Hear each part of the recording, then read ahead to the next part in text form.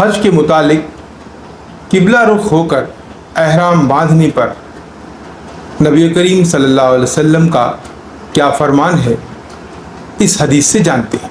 इब्ने उमर रज़ी अल्लाह ताला से रिवायत है कि वह ज़ुल हुज़ैफ़ा में तलबिया कहती और हरम में पहुंचकर उसे बंद कर देती और मकाम तुवा के पास पहुंचकर रात गुजारती। सुबह की नमाज पढ़ने के बाद वहीं नहाते और कहा करते थे कि रसूलुल्लाह सल्लल्लाहु अलैहि वसल्लम ने ऐसा ही किया है।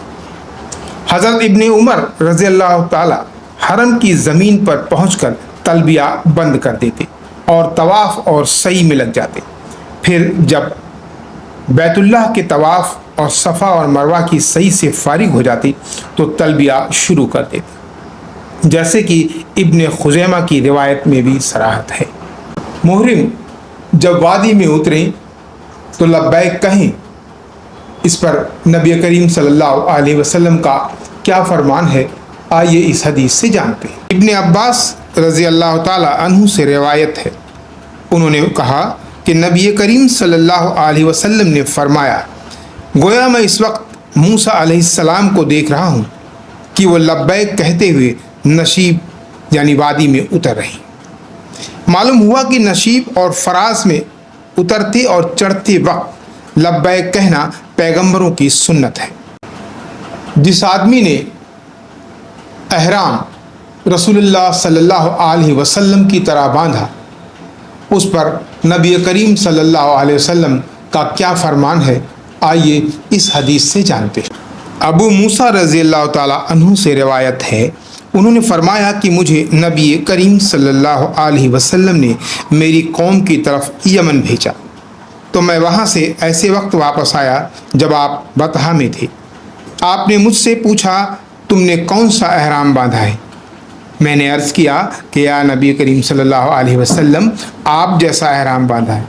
आपने फरमाया, क्या तुम्हारे पास कुर्बानी है? मैंने अर्ज़ किया, नहीं।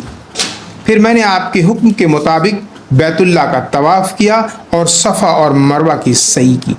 फिर आपने एहराम खोल देने का हुक्म दिया तो मैंने एहराम खोल दिया। फिर मैं अपने घर वालों में से एक औरत के पास आया, उसने मेरे बालों में कंघी की, सर धोया। जब उमर रज़ी अल्लाह ताला अन्हु खलीफा हुए तो फरमाने लगे, अगर हम किताबुल्लाह पर अमल करते हैं तो वो हमें हज और उम्रा पूरा करने का हुक्म देती है। इरशाद बारी ताला है कि हज और उम्रा को अल्लाह के लिए पूरा करो, और अगर हम नबी करीम सल्लल्लाहु अलैहि वसल्लम की सुन्नत पर अमल करें तो आपने कुर्बानी से पहले एहराम नहीं खोला। हज़रत उमर रज़ी अल्लाह ताला की राय थी कि हज के एहराम को उम्रा के एहराम में नहीं बदलना चाहिए, लेकिन रसूल पाक सल्लल्लाहु अलैहि वसल्लम के फरमान के मुकाबले में हज़रत उमर रज़ी अल्लाह ताला की राय से इत्तेफाक नहीं किया जा सकता। फिर रसूलुल्लाह सल्लल्लाहु अलैहि वसल्लम के इसलिए एहराम न खोला था कि आपके साथ कुर्बानी का जानवर था। बहरहाल हदीस के मुकाबले में किसी की राय को कबूल नहीं करना।